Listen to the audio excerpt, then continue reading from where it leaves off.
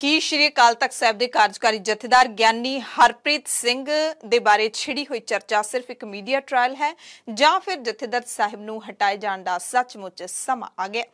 ਸਤਿ ਸ਼੍ਰੀ ਅਕਾਲ ਜੀ ਦਾ ਖਾਲਸ ਟੀਵੀ ਦੇਖਣ ਵਾਲੇ ਦੇਸ਼ ਦੁਨੀਆ ਦੇ ਸਾਡੇ ਸਾਰੇ ਦਰਸ਼ਕਾਂ ਦਾ ਬਹੁਤ-ਬਹੁਤ ਸਵਾਗਤ ਹੈ। ਖਾਸ ਰਿਪੋਰਟ ਦੇ ਨਾਲ ਮੈਂ ਹਰਸ਼ਰਨ ਕੌਰ। ਖਾਸ ਰਿਪੋਰਟ ਦੇ ਵਿੱਚ ਅਸੀਂ ਗੱਲ ਕਰਾਂਗੇ ਸ਼੍ਰੀ ਅਕਾਲ ਤਖਤ ਸਾਹਿਬ ਦੇ ਐਕਟਿੰਗ ਜਥੇਦਾਰ ਗਿਆਨੀ ਹਰਪ੍ਰੀਤ ਸਿੰਘ ਨੂੰ ਲੈ ਕੇ ਜੋ ਚਰਚਾਵਾਂ ਦਾ ਮਾਹੌਲ ਗਰਮ ਹੈ, ਬਾਜ਼ਾਰ ਗਰਮ ਹੈ, ਉਹਨਾਂ ਦਾ ਕੀ ਅਰਥ ਨਿਕਲਦਾ ਹੈ, ਕੀ ਮਤਲਬ ਨਿਕਲਦਾ ਹੈ, ਆਖਿਰਕਾਰ ਇਹ ਸਭ ਕਿਉਂ ਹੋ ਰਿਹਾ ਹੈ। दरअसल आम आदमी पार्टी के एमपी राघव चड्ढा ते बॉलीवुड अदाकारा परिणीति चोपड़ा ने वीरवार नूं अपनी मंगणी के 5 दिनों बाद श्री अकाल तख्त साहिब के जथेदार ਗਿਆਨੀ हरप्रीत सिंह की शमूलीयत वालियां फोटोआं साझीआं कीतियां जो किते ना किते जथेदार साहिब बारे शुरू हुई तिखी चर्चा के नाल संबंधित भी लगदियां ने, कनैक्ट करदियां ने। हालांकि राघव चड्ढा ने फोटो साझी करते हुए सिर्फ यही लिखिया, उही परिणीति ने लिखिया कि जथेदार साहिब के वल्लों सगाई मौके मिलिया आशीर्वाद अते मौजूदगी साडे लई बहुत मायने रखदी है। पर यह तस्वीरां सांझियां करन दा समां इन्नी देरी नाल यानी कि 5 दिन बाद ही क्यों मिलिया, सवाल चुकण वाले इस गल ते भी सवाल चुक लैणगे। दरअसल आम आदमी पार्टी के एमपी राघव चड्ढा की सगाई दे विच जथेदार श्री अकाल तख्त साहिब की मौजूदगी ने श्रोमणी गुरुद्वारा प्रबंधक कमेटी अते अकाली दल दोवां नूं हैरान अते नाराज कर दिता सी। हालांकि यह भी हो सकता है कि उसे दिन जथेदार साहिब उस तो अगले दिन तड़के जथेदार साहिब ने श्री बंगला साहिब इतिहासिक गुरुद्वारा दिल्ली दे विच उत्थे कथा करनी सी। हो सकता है कि बाय चांस होया होवे जथेदार साहिब रात नूं उत्थे पहुंच गए ते उसे वक्त उन्हां नूं सद्दा मिल गया होवे, जां हो सकता है कि पहला सद्दा मिलिया होवे ते उन्हां ने सोचा होना कि इसे दिन बंगला साहिब भी कथा करन दा समागम है ते उत्थे भी जिहड़ा हैगा 5 मिनट जा आवांगे। सो हो सकता है कि बहुत ही नॉर्मल तरीके नाल चुक्या गया कदम होवे, हो सकता है कि किसी दी गलत जां सही सलाह होवे, इस बारे असीं कुछ नहीं कह सकते। पर इस तो बाद धार्मिक सियासी लीडरां दे नाल-नाल आम सिख भी जथेदार दे इस कदम नूं चित्थण लगे सी। 3-4 दिन लगातार चर्चा होंदी रही ते इस चर्चा का सिखर उदों आ गया जदों जथेदार साहिब दे जथेदारी तो हटाए जाण दी चर्चा हुण गर्मी फड़ गई है। श्रोमणी गुरुद्वारा प्रबंधक कमेटी के भरोसेयोग सूत्रां तो भी खबर मिली है कि शायद कल नूं यानी कि 20 मई नूं होण वाली एसजीपीसी की अंतरिम कमेटी की बैठक दे विच श्री अकाल तख्त साहिब के कार्यकारी जथेदार ਗਿਆਨੀ हरप्रीत सिंह नूं बदले जाण दा फैसला लिया जा सकदा है। हालांकि इशारा उस वेले ही मिल गया सी जदों अकाली दल के सीनियर लीडर विरसा सिंह वलटोहा ने जथेदार साहिब की राघव चड्ढा की मंगणी विच मौजूदगी नूं लैके सवाल चुक दिते सन ते एक अकाली लीडर दा जथेदार दे बारे बेबाकी दे नाल इस तरह बोलना कई संकेत दिंदा है। वलटोहा ने मर्यादा दा हवाला भी दिता सी, इत्थों तक कह दिता सी कि हुण तां पंथ दा राखा अकाल पुरख ही है। हालांकि उस वेले श्रोमणी कमेटी के जनरल सकत्तर गुरचरण सिंह गरेवाल ने कहा सी कि वलटोहा का निजी बयान हो सकता है, पर अंदर खाते एसजीपीसी के प्रधान एडवोकेट हरजिंदर सिंह धामी भी जथेदार साहिब तो राघव चड्ढा की मंगणी विच शमूलीयत तो रुस्से जापदे ने ते कल्ली कमेटी जां अकाली दल नूं ही नहीं बल्कि शरधावान सिख चाहे वह किसी भी पार्टी नाल संबंध रखते होण उन्हां नूं भी यह फैसला पसंद नहीं आया। खास करके उस समय दरमियान जदों अमृतपाल सिंह के खिलाफ पुलिस कार्रवाई नूं लैके जिस तरह सिख नौजवानों की गिरफ्तारी हुई, जथेदार ਗਿਆਨੀ हरप्रीत सिंह ने इस ते पंजाब सरकार नूं घेरिया ते जथेदार की गरिमा की परवाह कीते बिना जथेदार ते वड्डे इल्जाम लाए। पंजाब के मुख मंत्री भगवंत मान ने खुद अजिहे विच राघव चड्ढा की मंगणी ते जाण दा फैसला ज्यादातर सिख भाईचारे नूं ठीक नहीं जापिया, क्योंकि सीएम ते जथेदार की टीका टिप्पणी दे विचाले चड्ढा ने एक भी ट्वीट जथेदार की गरिमा ते सत्कार नूं लैके नहीं कीता सी। सोशल मीडिया ते इस मसले नूं लैके जथेदार ਗਿਆਨੀ हरप्रीत सिंह ते काफी सवाल भी उठे ते हाले तक चर्चा चल ही रही है। दल खालसा ने भी पिछले दिनी एसजीपीसी नूं जथेदारां दी नियुक्ति ते कार्ज प्रणाली बारे खास प्रबंध बनाए जाण दी मंग कीती सी। इस दरमियान जिहड़ी जथेदार नूं राघव चड्ढा की मंगणी ते जाण दी गल नूं आधार बना के वड्डे अहुदे दी सेवा वापस लए जाण दी चर्चा चल रही है, तो सवाल उठदा है कि की मंगणी च शमूलीयत ही जथेदार नूं लांभे कीते जाण दा इको एक कारण हो सकदा है, जां फिर इस गल नूं सिर्फ बहाना बनाया जा रहा है क्योंकि पंथ नूं भी यह गल पसंद नहीं आई। जथेदार साहिब दे नाल खिच्चो ताण दा ये कोई पहला मौका तो है नहीं। इस तो पहला एसजीपीसी नूं अपना वखरा चैनल बनाए जाण दा हुक्म देना होवे जां फिर हरियाणा की वखरी कमेटी मौके जथेदार दे वल्लों निभाई गई ढिल्ली भूमिका होवे ते होर अजिहे कई मौके जो अकाली दल नूं बहुते जचे नहीं सन। ਤੇ ਹੁਣ ਆਪਾਂ ਸੋਚਦੇ ਹਾਂ ਕਿ ਫਿਰ ਉਦੋਂ ਕਿਉਂ ਨਹੀਂ ਜਥੇਦਾਰ ਨੂੰ ਹਟਾਇਆ ਗਿਆ। ਉਹਦਾ ਮੁੱਖ ਕਾਰਨ ਇਹੀ ਮੰਨਿਆ ਜਾ ਸਕਦਾ ਹੈ ਕਿ ਜੇ ਪਹਿਲਾਂ ਵਾਲੇ ਕਾਰਨਾਂ ਨੂੰ ਲੈ ਕੇ ਜਥੇਦਾਰ ਨੂੰ ਲਾਂਭੇ ਕੀਤਾ ਜਾਂਦਾ ਤਾਂ ਪੰਥ ਹੈ ਜਿਹੜਾ ਉਹ ਜਥੇਦਾਰ ਦੇ ਹੱਕ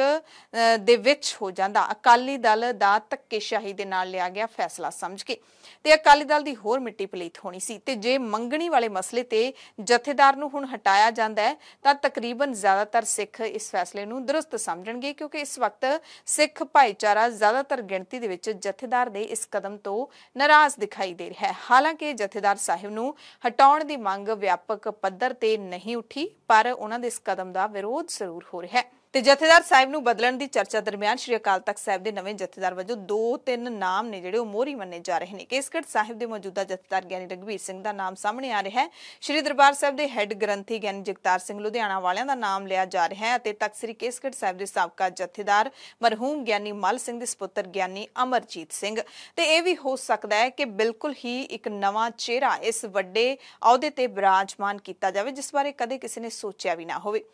ਹਾਲਾਂਕਿ ਸੱਚਾਈ ਇਹ ਹੈ ਕਿ ਨਾ ਤਾਂ ਜਥੇਦਾਰ ਨੂੰ ਬਦਲੇ ਜਾਣ ਬਾਰੇ ਕਿਸੇ ਨੇ ਮੋਹਰ ਲਾਈ ਹੈ, ਨਾ ਹੀ ਨਵੇਂ ਜਥੇਦਾਰ ਦੇ ਨਾਂ ਤੇ ਹੀ ਕਿਸੇ ਨੇ ਮੋਹਰ ਲਾਈ ਹੈ ਤਾਂ ਇਹ ਸਿਰਫ ਤੇ ਸਿਰਫ ਇੱਕ ਚਰਚਾ, ਜਿੰਨੀ ਮਰਜ਼ੀ ਇਹਨੂੰ ਅੱਗੇ ਤੁਸੀਂ ਕਰੀ ਜਾਓ, ਵਧਾਈ ਜਾਓ, ਪਾਣੀ ਵਿੱਚ ਮਧਾਣੀ ਵਾਲੀ ਗੱਲ ਹੈ। ਦਰਅਸਲ ਗਿਆਨੀ ਹਰਪ੍ਰੀਤ ਸਿੰਘ ਜਦੋਂ ਸ਼੍ਰੀ ਮੁਕਤਸਰ ਸਾਹਿਬ ਦੇ ਇਤਿਹਾਸਿਕ ਗੁਰਦੁਆਰਾ ਟੁੱਟੀ ਗੰਢੀ ਸਾਹਿਬ ਦੇ ਮੁੱਖ ਗ੍ਰੰਥੀ ਹੁੰਦੇ ਸੀ ਤਾਂ 21 ਅਪ੍ਰੈਲ 2017 ਦੇ ਵਿੱਚ ਉਹਨਾਂ ਨੂੰ ਤਖਤ ਸ੍ਰੀ ਦਮਦਮਾ ਸਾਹਿਬ ਤਲਵੰਡੀ ਸਾਬੋ ਦੇ ਜਥੇਦਾਰ ਨਿਯੁਕਤ ਕੀਤਾ ਗਿਆ ਸੀ। ਤੇ ਫਿਰ ਜਦੋਂ ਗਿਆਨੀ ਗੁਰਬਚਨ ਸਿੰਘ ਨੇ ਸ਼੍ਰੀ ਅਕਾਲ ਤਖਤ ਸਾਹਿਬ ਦੇ ਜਥੇਦਾਰ ਦੇ ਅਹੁਦੇ ਤੋਂ ਅਸਤੀਫਾ ਦੇ ਦਿੱਤਾ ਸੀ ਤਾਂ 22 ਅਕਤੂਬਰ 2018 ਨੂੰ ਗਿਆਨੀ ਹਰਪ੍ਰੀਤ ਸਿੰਘ ਨੂੰ ਹੀ ਸ਼੍ਰੀ ਅਕਾਲ ਤਖਤ ਸਾਹਿਬ ਦੇ ਕਾਰਜਕਾਰੀ ਜਥੇਦਾਰ ਦੀ ਵੀ ਸੇਵਾ ਸੌਂਪ ਦਿੱਤੀ ਗਈ ਸੀ ਤੇ ਹਰ ਕੋਈ ਉਸ ਵਕਤ ਇਸ ਚੋਣ ਤੋਂ ਹੈਰਾਨ ਰਹਿ ਗਿਆ ਸੀ। ਤੇ ਉਦੋਂ ਗਿਆਨੀ ਹਰਪ੍ਰੀਤ ਸਿੰਘ ਦੀ ਉੱਚ ਸਿੱਖਿਆ, ਵਿਦਵਤਾ ਤੇ ਸਾਦਗੀ ਵੀ ਕਾਫੀ ਚਰਚਾ ਦਾ ਵਿਸ਼ਾ ਬਣੀ ਸੀ। ਤੇ ਉਦੋਂ ਤੋਂ ਲੈ ਕੇ ਹੁਣ ਤੱਕ ਲਗਾਤਾਰ 5 ਸਾਲਾਂ ਤੋਂ ਸ਼੍ਰੀ ਅਕਾਲ ਤਖਤ ਸਾਹਿਬ ਦੇ ਜਥੇਦਾਰ ਦਾ ਅਹੁਦਾ ਕਾਰਜਕਾਰੀ ਜਥੇਦਾਰ ਵੱਲੋਂ ਹੀ ਚਲਾਏ ਜਾਣ ਤੇ ਕੋਈ ਵੀ ਸਥਾਈ ਜਥੇਦਾਰ ਨਿਯੁਕਤ ਨਾ ਕੀਤੇ ਜਾਣ ਦਾ ਮੁੱਦਾ ਵੀ ਪੰਥ ਵਿੱਚ ਚਰਚਾ ਦਾ ਵਿਸ਼ਾ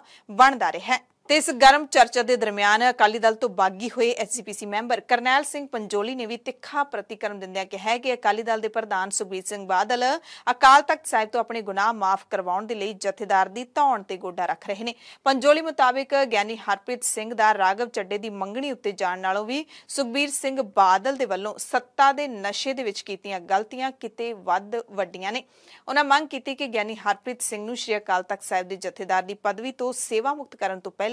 ਸੁਖਬੀਰ ਸਿੰਘ ਬਾਦਲ ਅਤੇ ਉਹਨਾਂ ਦੀ ਅਕਾਲੀ ਫੌਜ ਦੇ ਉੱਤੇ ਲੱਗੇ ਦੋਸ਼ਾਂ ਤਹਿਤ ਇਹਨਾਂ ਲੀਡਰਾਂ ਨੂੰ ਸ਼੍ਰੋਮਣੀ ਅਕਾਲੀ ਦਲ ਦੇ ਸਾਰੇ ਅਹੁਦਿਆਂ ਤੋਂ ਲਾਂਭੇ ਕਰਕੇ 5 ਸਾਲਾਂ ਦੇ ਲਈ ਕੋਈ ਵੀ ਚੋਣ ਨਾ ਲੜਨ ਤੇ ਪਾਬੰਦੀ ਲਾਈ ਜਾਣੀ ਚਾਹੀਦੀ ਹੈ। ਉਹਨਾਂ ਕਾਰਜਕਾਰਨੀ ਨੂੰ ਯਾਨੀ ਕਿ ਐਗਜ਼ੈਕਟਿਵ ਜਿਸ ਦੀ ਕੱਲ ਮੀਟਿੰਗ ਹੋਣ ਜਾ ਰਹੀ ਹੈ ਉਸ ਨੂੰ ਅਪੀਲ ਕੀਤੀ ਹੈ ਕਿ ਜਥੇਦਾਰ ਨੂੰ ਅਹੁਦੇ ਤੋਂ ਲਾਉਣ ਤੋਂ ਪਹਿਲਾਂ ਪੰਥ ਨੂੰ ਦੱਸਿਆ ਜਾਵੇ ਕਿ ਉਹ ਕਿਹੜੇ ਕਾਰਨ ਨੇ ਜਿਨ੍ਹਾਂ ਕਰਕੇ ਗਿਆਨੀ ਹਰਪ੍ਰੀਤ ਸਿੰਘ ਨੂੰ ਸੇਵਾ ਮੁਕਤ ਕੀਤਾ ਜਾ ਰਿਹਾ ਹੈ।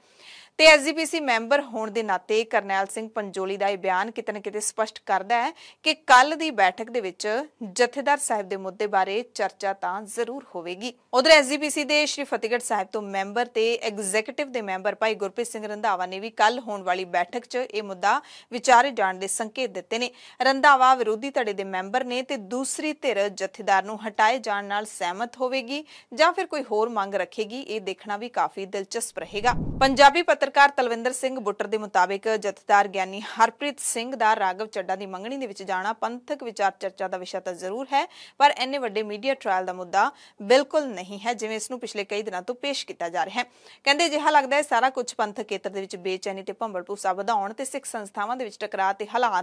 ਟਕਰਾਅ ਵਾਲੇ ਹਾਲਾਤ ਪੈਦਾ ਕਰਨ ਦੀਆਂ ਕੋਸ਼ਿਸ਼ਾਂ ਤੋਂ ਬਿਨਾਂ ਹੋਰ ਕੁਝ ਵੀ ਨਹੀਂ ਹੈ।